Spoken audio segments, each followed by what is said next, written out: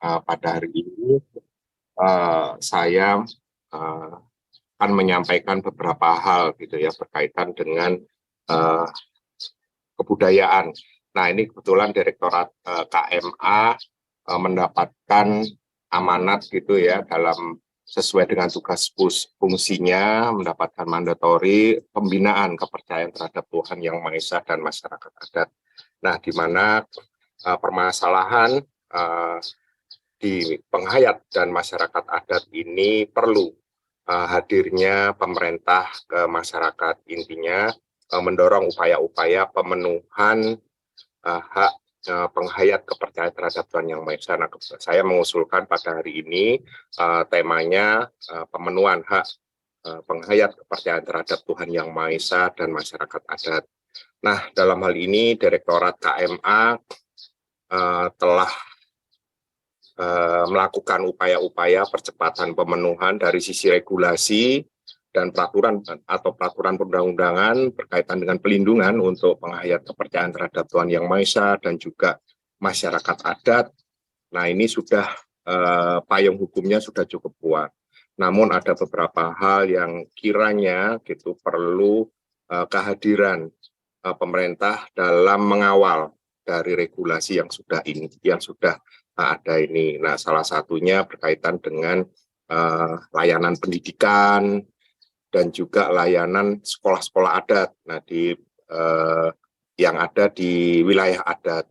Nah, sampai saat ini layanan-layanan tersebut ini sudah bergerak, sebenarnya sudah cukup lama dan Direktorat KMA mengawalnya.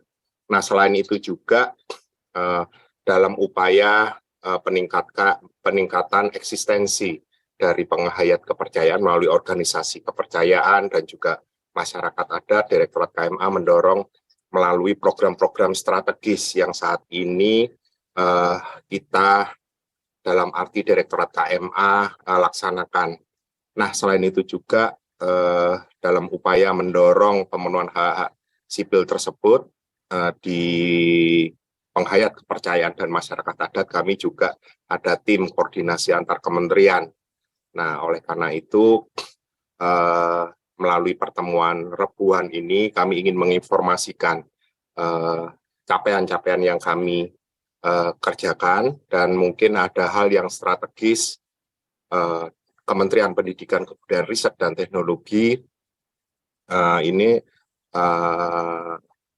mendapatkan amanat untuk turut konsen gitu dalam penanganan percepatan pembangunan Papua.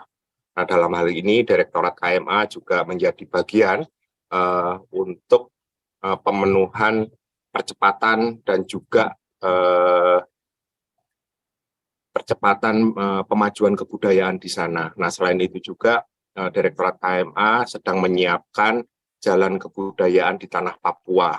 Nah, kiranya ini bisa kita sandingkan gitu ya dengan kegiatan atau program dari Satker Pendidikan dan Pendidikan Tinggi. Nah, ini kiranya hal-hal apa saja ya yang perlu bisa kita kerjasamakan. Karena di tahun ini Direktorat KMA sedang menyiapkan pilot project gitu di Papua Barat.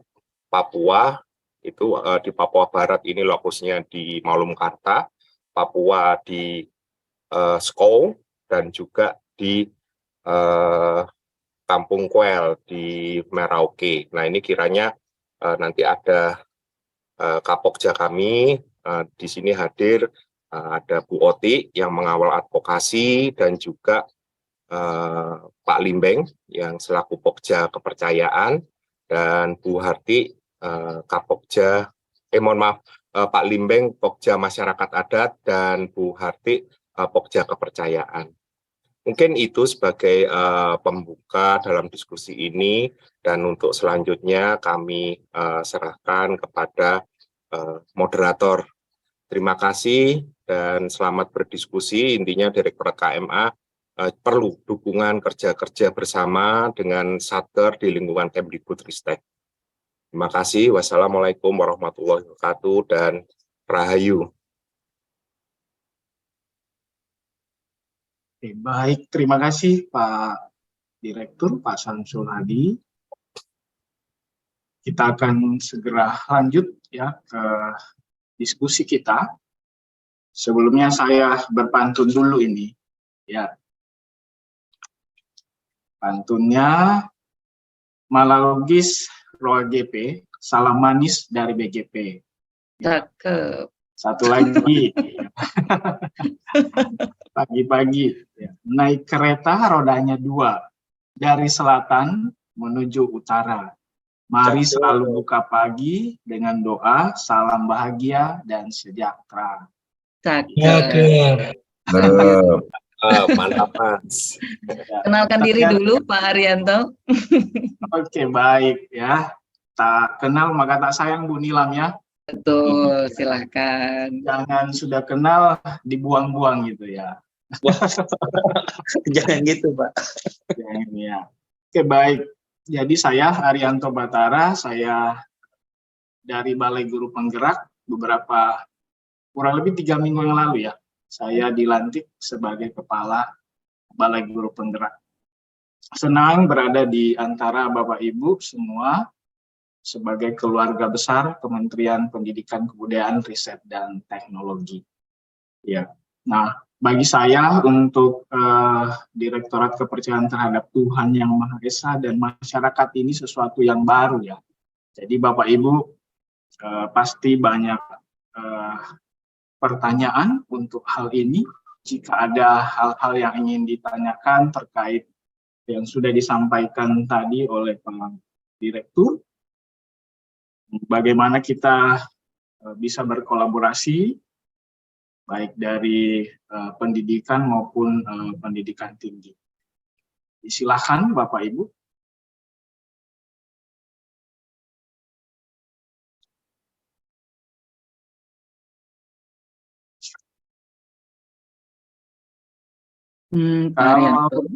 Kalau belum ada, saya ada pertanyaan tadi Pak Direktur terkait dengan sekolah adat. Apakah bisa seperti bagaimana program ini, Pak? Yang sekolah adat tadi. Baik, terima kasih berkaitan dengan sekolah adat. Nah, Direktorat KMA mendorong, mungkin bisa ditampilkan paparannya ya. Sebenarnya ada Bu Harti, udah masuk belum ya? Bisa sekaligus lebih teknis menyampaikan untuk sekolah adat. Izin Pak Samsul Hadi, materi sudah saya terima, boleh saya bantu untuk share screen-nya ya Pak? Baik ya.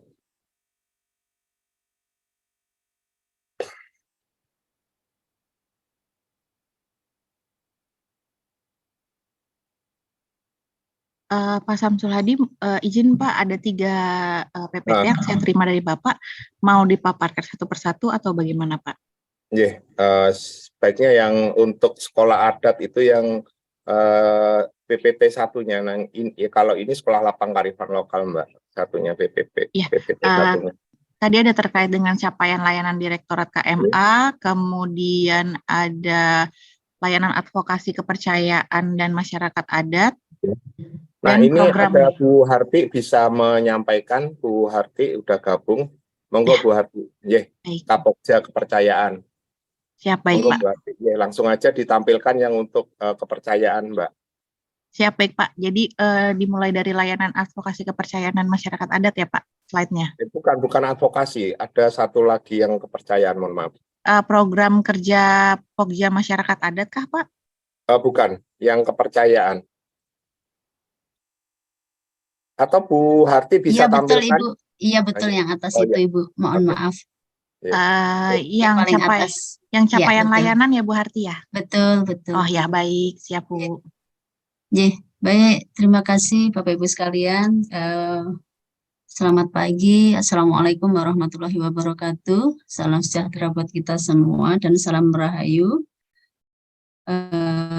Mohon maaf, saya tidak dapat menampilkan ini video karena sinyalnya kurang bagus di sini. Terima kasih Pak Direktur. Bapak Ibu sekalian, izin menyampaikan melanjutkan apa tadi yang disampaikan oleh Bapak Direktur, kepercayaan terhadap Tuhan Yang Maha Esa. Jadi dalam rangka pemenuhan hak kepercayaan terhadap Tuhan Yang Maha Esa, Salah satunya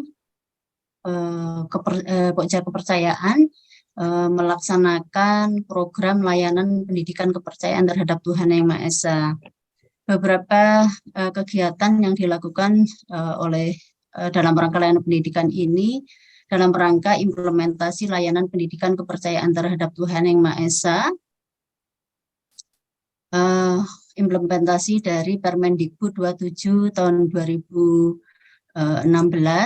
Pada saat itu kami Direktorat Kepercayaan terhadap Tuhan Yang Maha Esa bersama MLKI, ini Majelis Luhur Kepercayaan terhadap Tuhan Yang Maha Esa, yaitu salah satu lembaga yang menaungi penghayat kepercayaan terhadap Tuhan Yang Maha Esa di Indonesia. Perlu kami informasikan bahwa penghayat kepercayaan terhadap Tuhan Yang Maha Esa saat ini untuk tingkat pusat itu berjumlah 177, kemudian untuk tingkat cabangnya ada 1.000 cabang yang tersebar di 16 provinsi di Indonesia.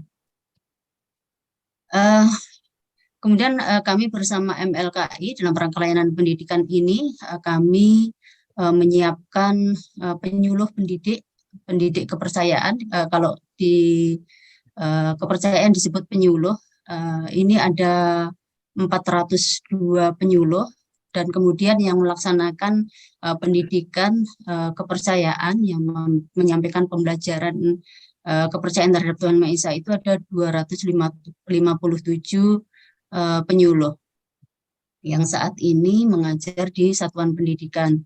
Dan kami informasikan juga saat ini sudah ada 491 sekolah yang sudah melaksanakan pembelajaran pendidikan kepercayaan terhadap Tuhan Yang Maha Esa.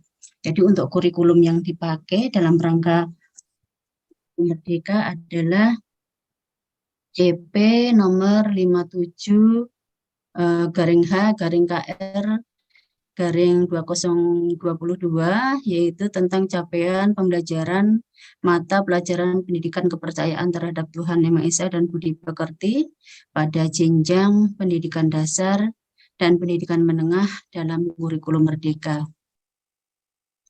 Jadi selain tadi pembelajaran di sekolah, kami juga melakukan pendataan peserta didik yang saat ini untuk di tahun ajaran 2023-24 kemarin, tahun ajaran baru itu berjumlah 2.616 peserta didik yang tersebar tadi di 491 sekolah.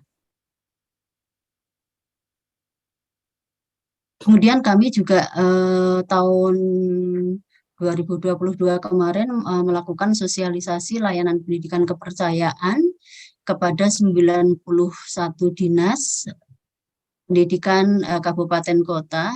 Kami maksudkan untuk mendorong pemerintah daerah dalam rangka melaksanakan layanan pendidikan kepercayaan. Karena memang sampai saat ini Bapak Ibu kami sampaikan masih ada beberapa daerah dan juga sekolah yang belum melaksanakan layanan pendidikan kepercayaan di sekolah. Oleh karena itu kami waktu itu bersama dengan Bapak Dirjen Paudikdas bersama-sama juga dengan 90 Dinas Pendidikan Kabupaten Kota melaksanakan rapat koordinasi walaupun waktu itu secara daring. Kemudian dalam rangka hal tersebut kami juga melaksanakan upaya peningkatan kapasitas dan kompetensi kepada pendidik kepercayaan yang kami sebut tadi penyuluh kepercayaan. Itu kami laksanakan setiap tahun dan kemudian setiap tahun juga kami melaksanakan uji kompetensi terhadap penyuluh-penyuluh tersebut. Sehingga sampai saat ini sudah ada 402 penyuluh yang sudah tersertifikasi. Namun demikian yang melaksanakan pembelajaran tadi seperti saya sampaikan ada 257 penyuluh. Selain itu Direktorat Kepercayaan juga memberikan insentif gitu ya, insentif kepada penyuluh yang sudah mengajar tadi, karena memang sampai saat ini belum ada apa yang mendukung mereka untuk apa namanya, ini hanya sekedar mungkin buat transportasi buat mereka, namun ini juga tidak cukup buat mereka, Bapak Ibu sekalian. Jadi hanya sebesar itu yang bisa kami berikan untuk mendorong mereka, untuk memberikan apresiasi kepada mereka untuk melakukan pembelajaran di satuan pendidikan. Bahkan mereka ada yang menyampaikan pembelajaran ini lintas kabupaten gitu, sehingga kalau dihitung 300.000 itu sebetulnya tidak cukup, tapi berkat kerja keras mereka dan juga semangat dari penghayat kepercayaan untuk meningkatkan memberikan pembelajaran kepada peserta didik kepercayaan, maka mereka tetap melaksanakan hal tersebut. Mungkin bisa lanjut.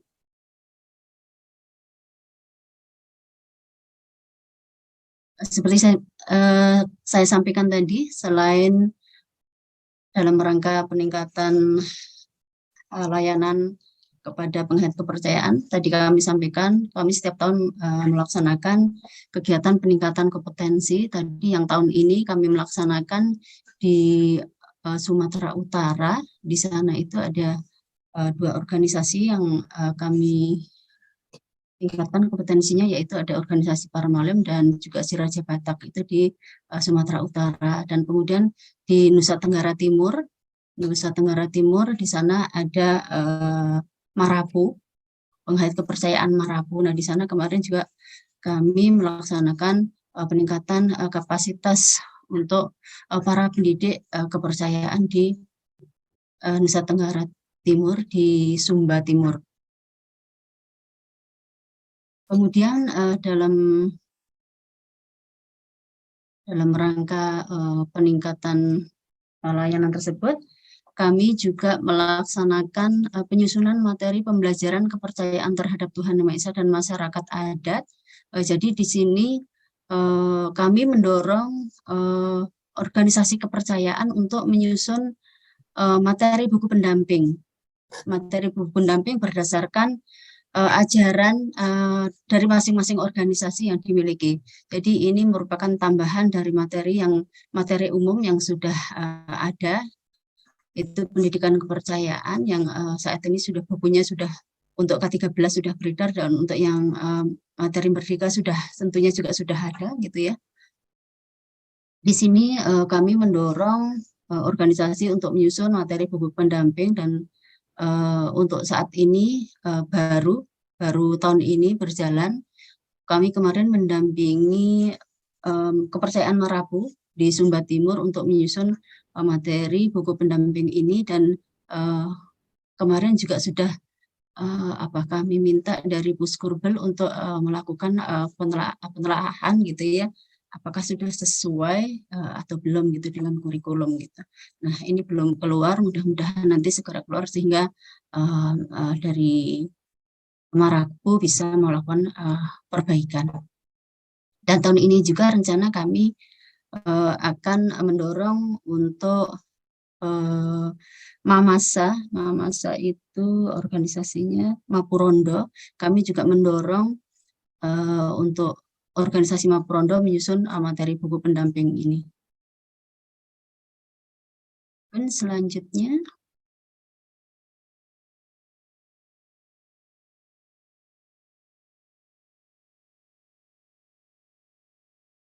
ya, jadi selain layanan pendidikan kepercayaan terhadap Tuhan Yang Maha Esa, Pokja kepercayaan, kami diamanahkan oleh Pak Direktur Kepercayaan terhadap Tuhan Maha Esa untuk melaksanakan layanan pendidikan masyarakat adat.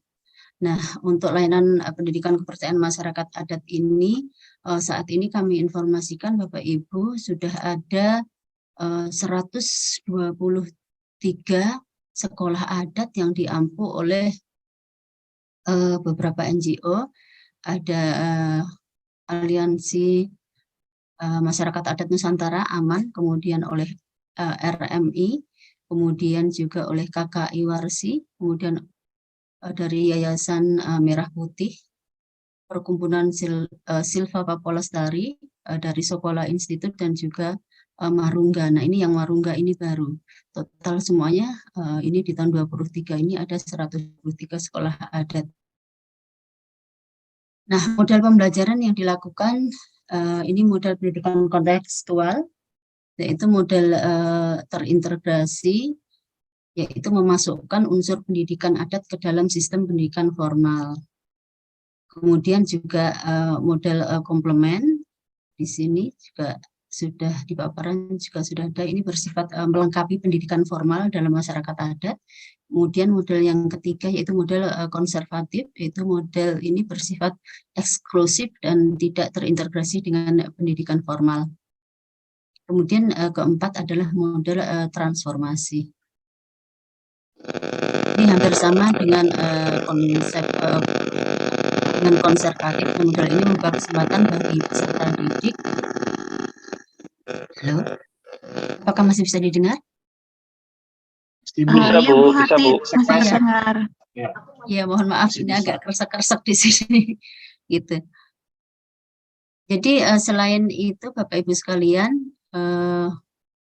pokja kepercayaan juga diamanahkan untuk melaksanakan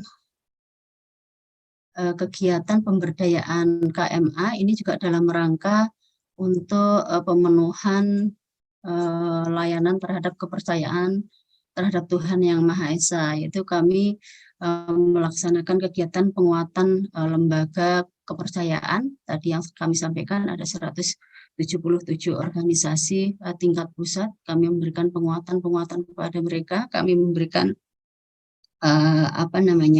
mendorong mereka untuk melakukan kegiatan-kegiatan. Tentunya kami support. Untuk tahun ini ada 19 organisasi atau lembaga kepercayaan yang kami support untuk melaksanakan kegiatan. Jadi kami mendorong organisasi tersebut agar mereka lebih mandiri, bisa berkomunikasi secara aktif dengan pemerintah daerah, juga berlatih untuk melaksanakan kegiatan-kegiatan mereka. Jadi ini sebenarnya untuk mendorong, menghidupkan program-program kerja yang sudah mereka susun.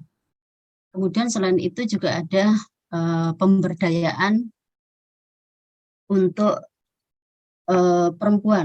perempuan kepercayaan dan perempuan adat. Untuk tahun ini, karena ini sasarannya adalah targetnya adalah orang gitu, jadi tahun ini ada 500 orang, dan ini untuk prosesnya kemudian antara penguatan lembaga dan juga pemberdayaan perempuan ini kami untuk mendapatkan tadi yang kami sampaikan. Enggak, ini PPT kembali yang tadi yang capaian layanan KMA. Oh iya, baik Pak. Masuk advokasi. Oh iya, ini baik. yang sebentar lagi Bu Oti akan menyampaikan. Oh iya, siap, baik Pak. Cukup nggih, Bu Harti nggih. Baik, saya menambahkan berkaitan dengan layanan untuk pendidikan kepercayaan terhadap Tuhan Yang Maha Esa, Bapak Ibu yang saya hormati. Nah, ini kan Direktorat KMA sejak dikeluarkannya Permendikbud 27 2016. Nah, ini mendorong percepatannya dari sisi teknis. Nah, namun sekarang untuk layanan pendidikan kepercayaan terhadap Tuhan Yang Maha Esa sudah operasional lah di tiap-tiap kabupaten kota, dan saat ini Direktorat KMA sedang menjalin kerjasama gitu melalui Untak Semarang untuk menyiapkan prodi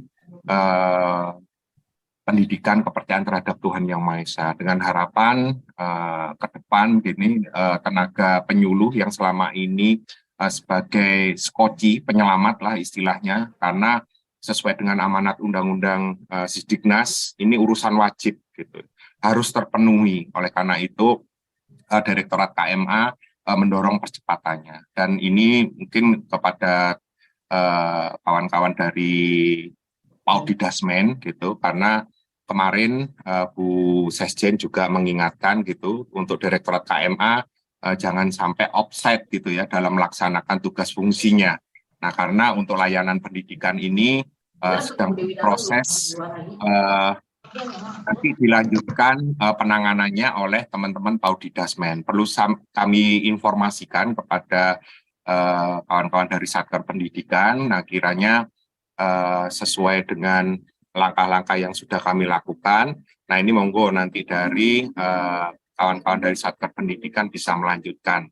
Namun kalau ada hal-hal yang perlu dukungan teknis, Direktorat KMA siap mengawal juga. Nah dalam percepatan proses peralihan ini kami dalam waktu dekat akan melakukan pertemuan-pertemuan teknis supaya layanan pendidikan kepercayaan terhadap Tuhan Yang Maha Esa ini juga sudah mulai dicermati oleh sebagian besar kepala dinas pendidikan. Nah ini Direktorat KMA kok nanganin layanan pendidikan. Nah ini yang sangat nggak pas banget gitu ya. Saya juga mendengar langsung. Namun dalam hal ini saya juga sudah menyampaikan ke para kepala dinas bahwa ini sementara gitu ya, transisi.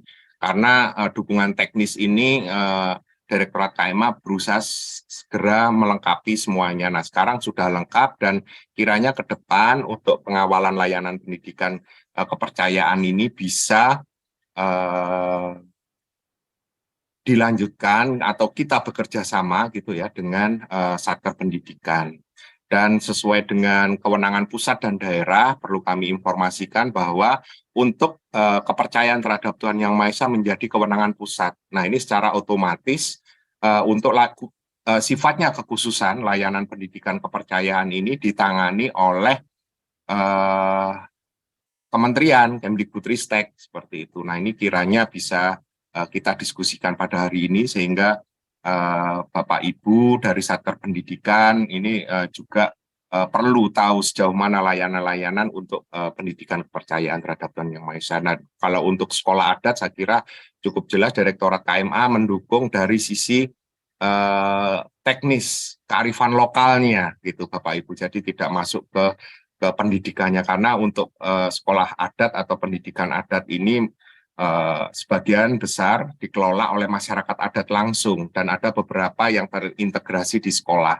Nah dari disampaikan oleh Bu Oti tadi untuk layanan pendidikan ini yang terintegrasi sekolah nggak ada masalah, cuman yang didirikan oleh masyarakat adat dan tidak terintegrasi di sekolah formal, nah ini yang perlu mendapatkan perhatian. Nah ini dalam hal ini Direktorat KMA sedang menyiapkan perangkatnya gitu ya, sehingga percepatan pemenuhan untuk layanan pendidikan bagi masyarakat adat melalui sekolah-sekolah adat yang didirikan oleh masyarakat adat tersebut dan guru-gurunya dari internal masyarakat adat dan materi kurikulumnya mereka lebih ke kearifan lokal di internal mereka. Yang jelas 10 OPK yang sesuai dengan amanat Undang-Undang Pemajuan Kebudayaan di sini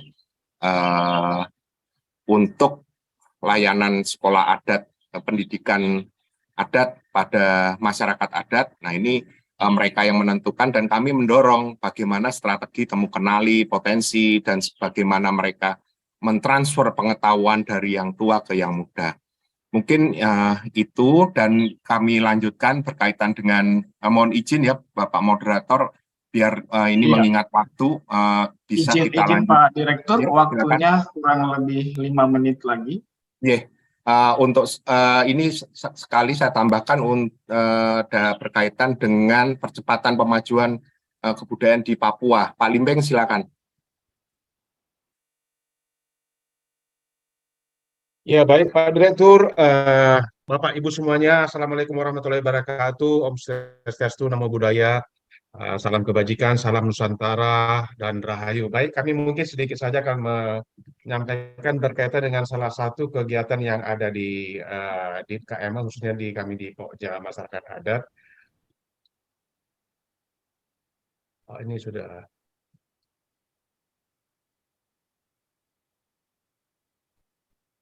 Yang untuk Papua ya Pak Limbeng cepat saja. Ini waktunya 45 menit. Baik Pak, baik Pak. Iya. Mungkin saya share sendiri Pak, barangkali kalau berkaitan dengan baik Pak. Papua. Mohon dikasih saya izin gitu. Ya. Ya. Salah satu kegiatan di masyarakat adat itu adalah upaya percepatan masyarakat adat bersama dengan masyarakat adat secara partisipatif yang kami sebut dengan sekolah lapang kearifan lokal.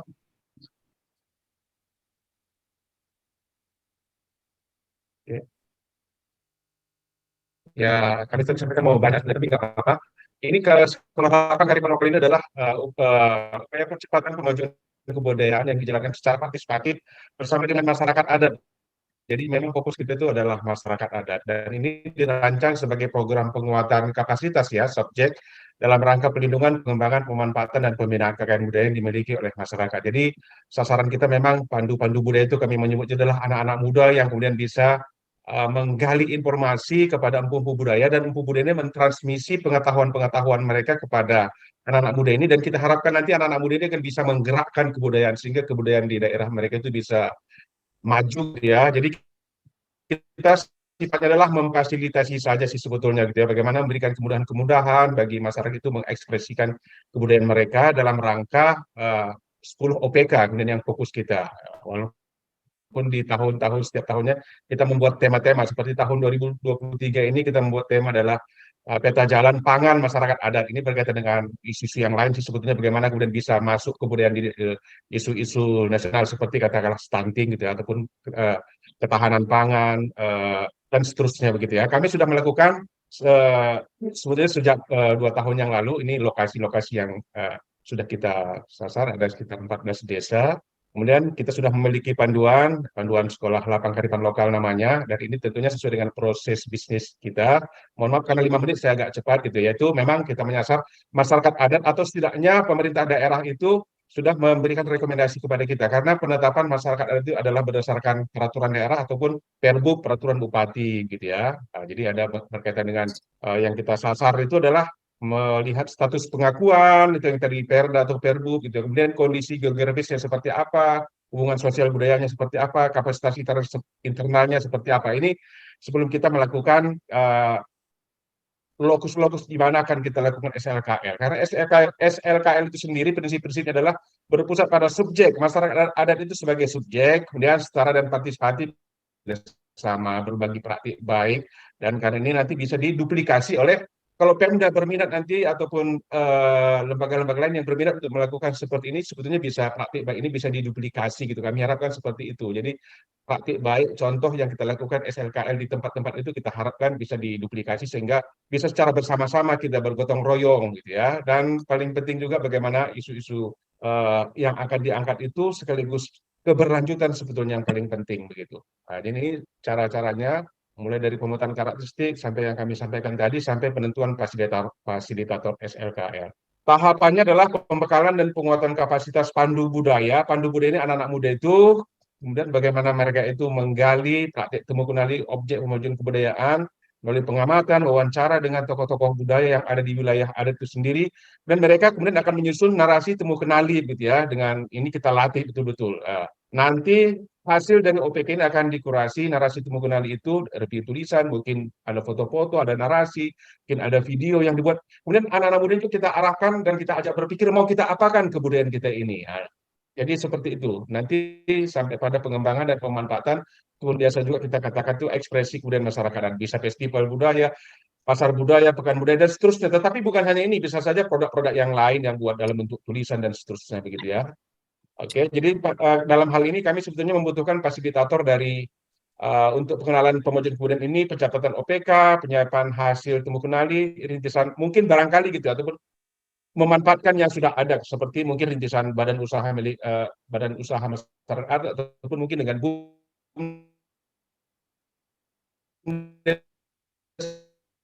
ataupun sudah ada koperasi sasarnya di samping ekspresi kemudian masyarakat adat. Siapa fasilitator? Ini kita harapkan bisa dari unsur BPK di masing-masing BPK 23 yang ada, juga dari perguruan tinggi, pemerintah daerah boleh terlibat, pemerintah desa, organisasi masyarakat sipil, dan biasa kita memang melibatkan organisasi masyarakat sipil yang memang sudah bergerak di situ. Jadi kita ajak bersama-sama begitu ya. Dan penggiat kebudayaan, praktisi profesional, anggota masyarakat, komunitas adat dan seterusnya. Dan lokasi kita di tahun 2023 ini ada 3 di Papua, yaitu pertama di Sukomabo. Ini di Kota Jayapura perbatasan dengan PNG ya. Sebenarnya sudah kita mulai tahap kurasi bahkan kita sudah mendukung festival Topok Sagu, yaitu bagaimana kemudian pemanfaatan optimalisasi sagu di sana sebagai bahan pangan, gitu ya. Salah satu di samping OPK. Dan di Malomkarta, Sorong Selatan, di Papua Barat Daya juga ada festival EGE kemarin sudah berlangsung. Dan yang setelah adalah yang paling bawah di Nusantara adalah Merauke Kuel. Ini sekolah adat, tapi sebelumnya kita masuk di dalam ranah sekolah lapang kehidupan lokal juga.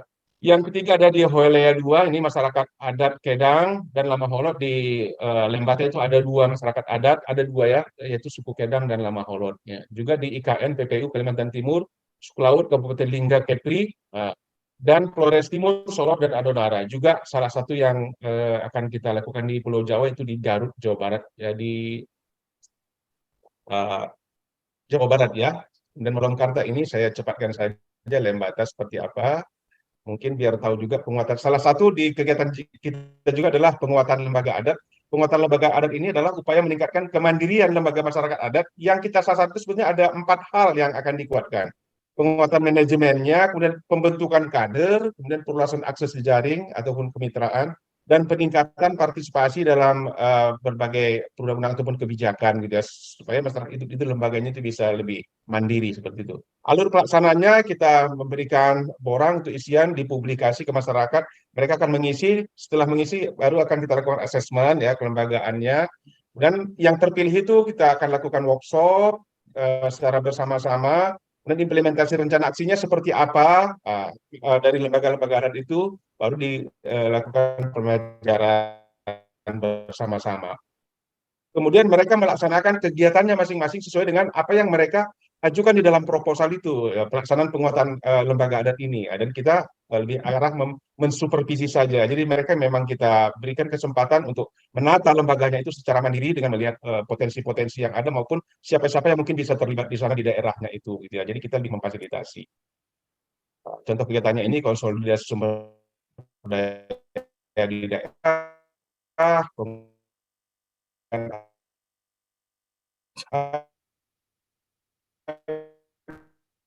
sinkronisasi program dan proposal yang masuk seperti itu Bapak Ibu ya. Alur pemberdayaannya kira-kira seperti ini, baru nanti kita exit strateginya itu mulai dari sosialisasi kegiatan melalui UPT dan mitra kita organisasi masyarakat sipil seperti itu. Ya. Terakhir adalah Sarasehan. Ini lebih ke arah bagaimana membangun sinergitas antara pihak-pihak terkait untuk menjaring dan menggali aspirasi masyarakat. Saya pikir ini mungkin secara inti karena kita terbatasan waktu, mohon maaf sekali penyampaian saya mungkin agak tergesa-gesa, terburu-buru, mudah-mudahan bisa ditangkap. Demikian Bapak Ibu semuanya, terima kasih. Wassalamualaikum warahmatullahi wabarakatuh dan rahayu. Ya, terima kasih Pak Julianus. Ya, saya kira cukup Mas. Ya. Oke, baik. Ya. Pas waktunya Pak Direktur. Terima kasih, saya pikir sangat menarik bagaimana lewat Direktorat KMA, ya, kepercayaan terhadap Tuhan Yang Maha Esa dan masyarakat adat, perhatian pemerintah itu sampai ke pelosok-pelosok. Ya. Nanti jika ada informasi yang ingin ditanyakan, bisa juga mengunjungi websitenya Pak ya. Dan juga pastinya materinya akan disampaikan. Nah, Pak Direktur dan Bapak Ibu Kepala UPT, untuk hari ini agenda kita ada 5, ya. Dan mohon Mbak Anggia bisa di-share untuk agenda kita hari ini. Ya, baik Pak.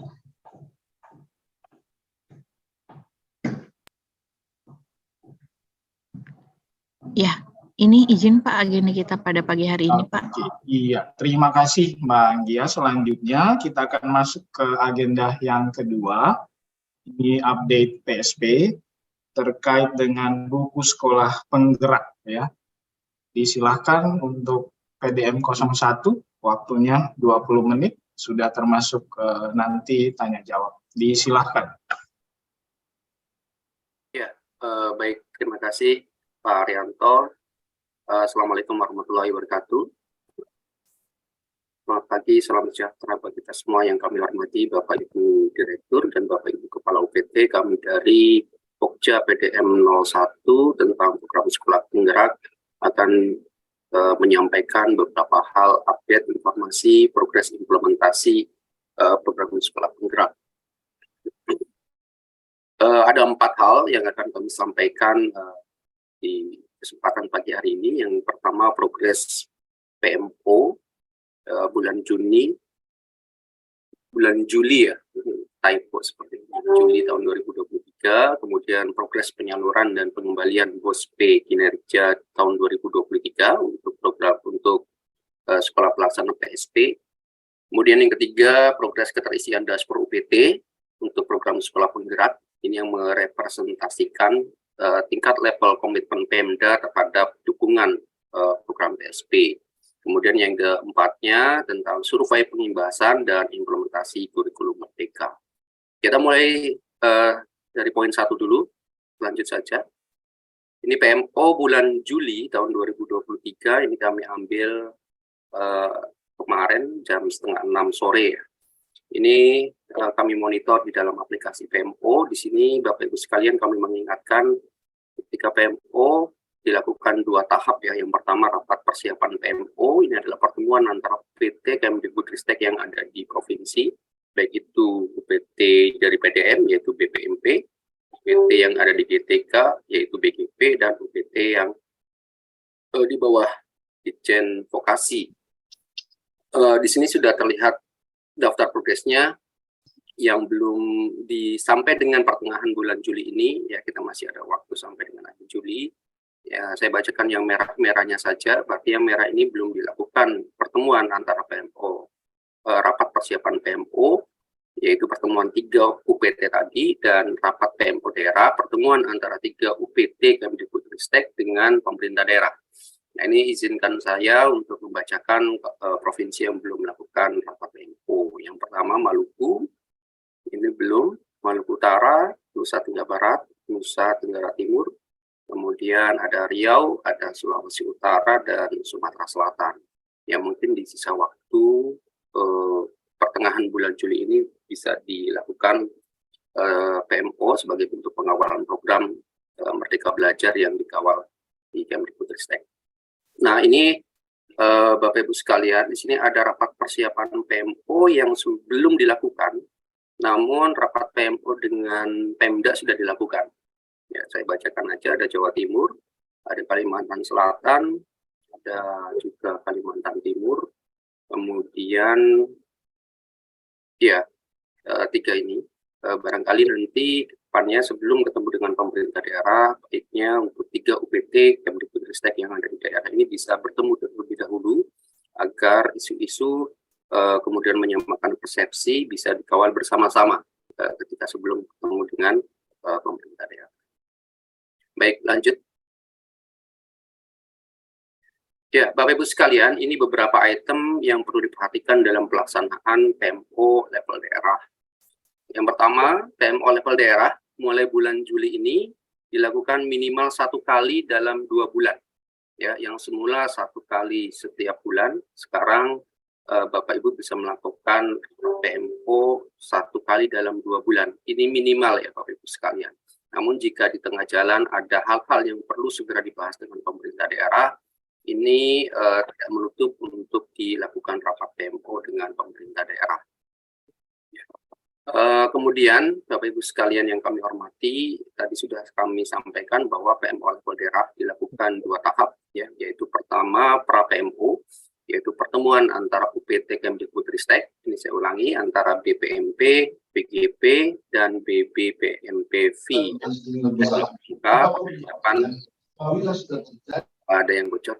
Oke, dalam rangka persiapan PMO level daerah. Apa tujuan pertemuan dari 3 pertemuan rutin dari 3 UPT Kemdikbudristek yang ada di provinsi? Yang pertama, menyamakan persepsi antara UPT Podasmen, UPT GTK, dan UPT Vokasi di Kemdikbudristek, gitu ya. Kemudian menentukan isu-isu prioritas apa saja yang akan dibahas ketika bertemu dengan pemerintah daerah.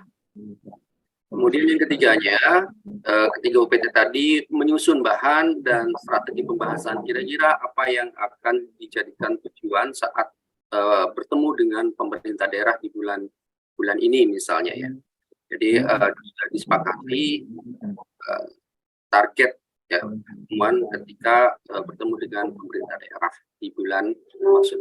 Kemudian ya disepakati juga kira-kira jadwal PMO level daerah agar waktunya pas gitu antara ketiga UPT tadi dengan pemerintah daerah. Dan yang terakhir mengecek tindak lanjut dari pembahasan rapat PMO sebelumnya. Ya ini pertemuan internal 3 UPT sebelum ketemu dengan pemerintah daerah, kita sebut dengan pra-PMO. Kemudian ketika sudah selesai pra-PMO, bahannya sudah siap, strateginya dan seterusnya, ini nanti diatur pertemuan dengan PMO level daerah, yaitu pertemuan antara UPT Kemdikbudristek, ya tadi ya, BPMP, BGP, dan BPMPV, dengan pemerintah daerah dalam rangka pengawalan implementasi program prioritas. Ya, ada beberapa hal yang perlu diperhatikan ketika ketemu dengan pemerintah daerah. Yang pertama adalah membahas isu-isu yang dieskalasi sekolah. Ya, tidak ini untuk yang isu-isu yang dieskalasi ini tidak hanya sebatas PSP ya, karena ada beberapa program prioritas yang juga diselenggarakan dalam bentuk PMO level daerah. Ya, jadi PMO level daerah ini bisa membahas bukan hanya program sekolah penggerak, juga ada IKM, kemudian perencanaan berbasis data, asesmen nasional, dan seterusnya, ya, agar efektif ketika pertemuan dengan pemerintah daerah. Kemudian yang keduanya pendampingan Pemda dalam mendukung prioritas, ya program prioritas. Apakah Pemda dalam rangka penerbitan regulasi yang terkait, ataukah dukungan anggaran, ataukah hal-hal yang lain yang perlu dilakukan oleh Pemda, Bapak Ibu BPMP dan selaku duta besar Kemdikbudristek yang ada di daerah ini bisa melakukan advokasi dan pendampingan. Kemudian progres penyelesaian tindak lanjut dari pertemuan sebelumnya, ya tentunya pertemuan sebelumnya yang menghasilkan rencana tindak lanjut ini dilakukan checkpoint, apakah sudah diselesaikan ataukah ada hal-hal lain yang perlu disupport dari ketiga UPT kita. Kemudian yang terakhir, membahas isu-isu terkini seputar implementasi kebijakan Merdeka Belajar. Jadi Bapak Ibu sekalian, mohon momentum PMO ini dioptimalkan secara kualitas begitu, bukan hanya pertemuan rutin, tetapi ada substansi-substansi yang perlu diselesaikan dari kedua belah pihak, baik itu pemerintah daerah maupun dari Kemdikbudristek yang dalam hal ini diwakili oleh ketiga UPT Kemdikbud. Ya, itu yang terkait dengan UPT. Selanjutnya, baik, informasi yang kedua, Bapak Ibu sekalian, tentang progres penyaluran dan pengembalian BOSP kinerja tahun 2023 untuk sekolah pelaksana PSP. Ya, sekali lagi BOSP kinerja untuk sekolah pelaksana PSP.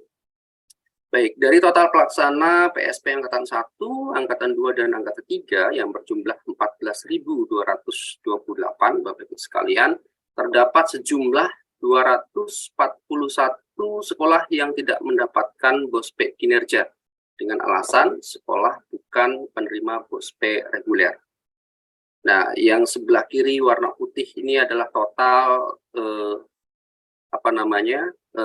jumlah sekolah yang menerima BOSP-kin dan BOSP kinerja begitu ya. Yang sebelah kanan yang warna merah jumlah total sekolah penggerak yang tidak mendapatkan BOSP kinerja. Ini kenapa ada bukan penerima BOSP reguler? Karena salah satu syarat untuk mendapatkan BOSP kinerja adalah sekolah menerima BOS reguler. Ya. Nah, kita perhatikan yang warna merah, Bapak Ibu sekalian, di sini ada sebarannya untuk Angkatan 1 sebanyak 27, Angkatan 2 sebanyak 110, Angkatan 3 sebanyak 104 dengan total 241 ya, dengan sebaran perjenjangnya yang paling banyak di jenjang PAUD ya. Jadi sekali lagi ada 241 sekolah pelaksana PSP yang tidak mendapatkan BOS kinerja tahun 2023. Kita breakdown lagi dari 241 ini kasusnya seperti apa, lanjut.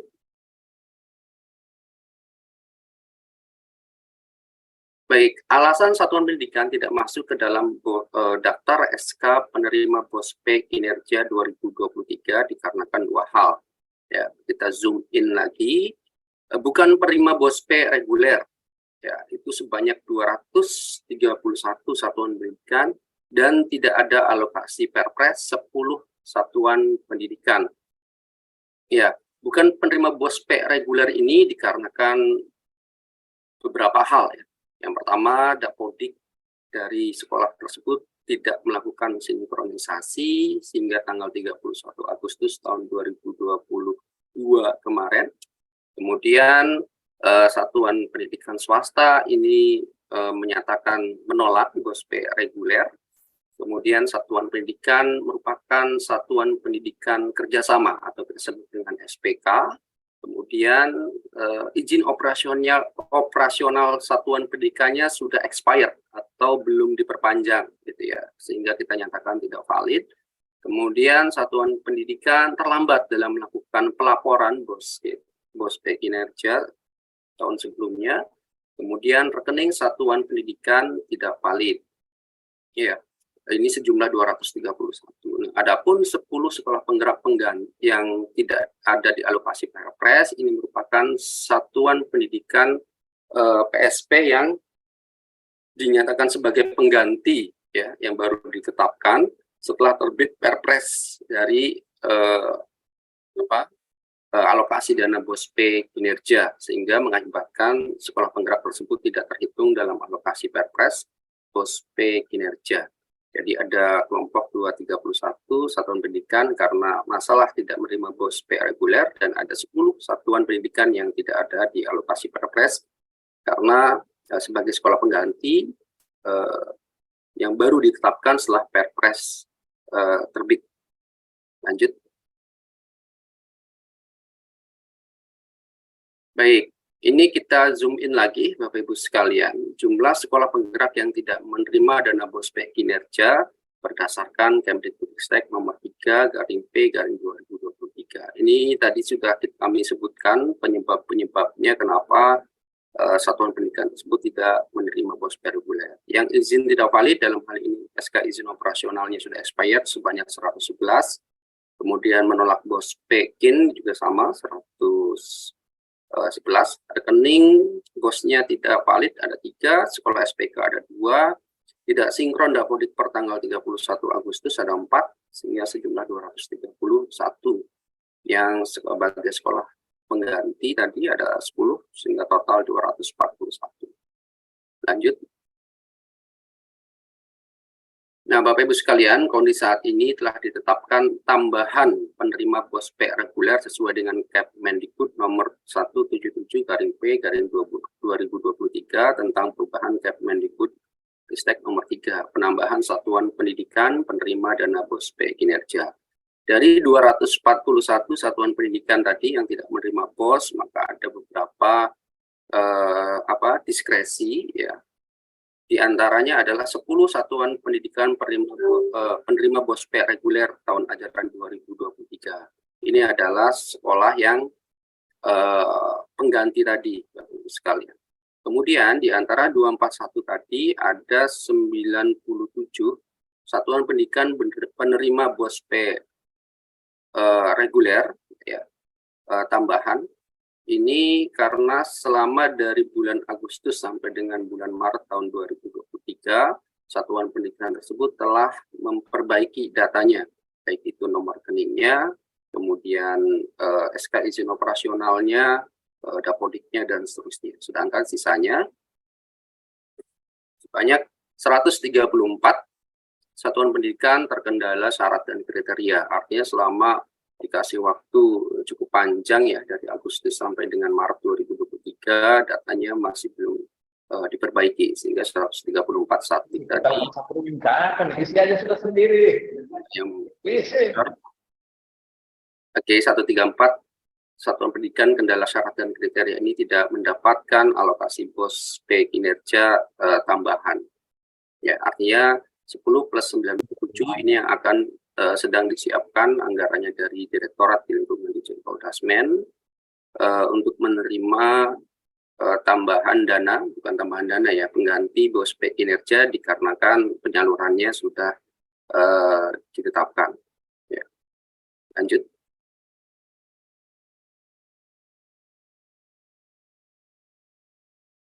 Baik, ini rinciannya Bapak Ibu sekalian, ada 10 sekolah pengganti. Ini merupakan nama BOSPE reguler tadi, namun tidak masuk alokasi dana transfer karena merupakan sekolah pengganti.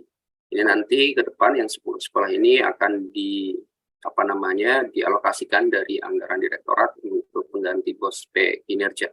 Ya, mulai dari TK Negeri 2 Sumbawa Besar sampai dengan 10, yaitu SMA Anugerah Gloria Terpadu yang berada di Papua. Lanjut saja.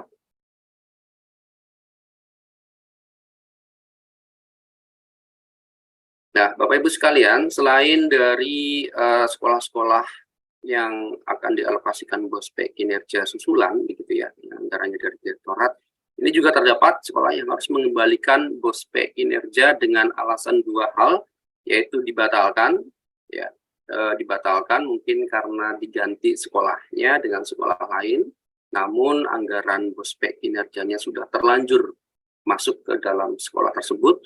Kemudian alasan kedua, ada yang kelebihan salur. Ya, ini ada di TK GMIST KU Mata Ararat di Kabupaten Kepulauan Sangihe, Sulawesi Utara. Ya, ini ada kelebihan salur, dan sisanya 1-7 ini yang semula PSP Angkatan 3 namun dibatalkan karena berganti sekolah, ya, sesuai dengan SK yang sudah kami sematkan di sini. Lalu kami siapkan beberapa hal nih Bapak Ibu sekalian untuk 1-8 bagaimana cara pengembaliannya. Ini bisa ada catatan di bawah ini. Untuk tata cara pengembalian bisa dilihat di dalam tautan di nomor 1. Kemudian ini merupakan PMK ya, Peraturan Menteri Keuangan, saya lupa nomor berapa untuk tata cara pengembalian dana transfer daerah. Kemudian yang keduanya, untuk pelaporan bukti pengembalian BOSPE kinerja bisa dilakukan, lalu dilaporkan bukti transfer ke rekening negaranya di tautan yang nomor 2. Nah, mohon bantuan Bapak Ibu BPMP dan BPMP untuk bisa mengawal ya ke 8 sekolah ini melakukan pengembalian dan BOS kinerja, baik itu yang sudah dibatalkan maupun yang kelebihan salur. Ya, tata caranya ada di nomor 1. Lalu jangan lupa bukti transfer ke rekening negaranya diunggah di nomor 2, tautan di nomor 2. Tidak banyak, sekolahnya hanya 8 begitu. Lanjut. Baik, yang ketiga, dashboard UPT untuk program sekolah penggerak, di mana kita ketahui bersama bahwa itu sekalian bahwa dashboard UPT ini adalah suatu instrumen, sebuah proksi untuk mengetahui level komitmen Pemda dalam mendukung program-program prioritas. Per hari ini, maaf kami ulangi, per hari kemarin kami sudah mengambil data cut-off-nya begitu untuk kita analisis dan kami lakukan validasi di beberapa hari ke depan. Dan ini tabel rekap pengisian dashboard UPT per tanggal 11 Juli ya, Pak.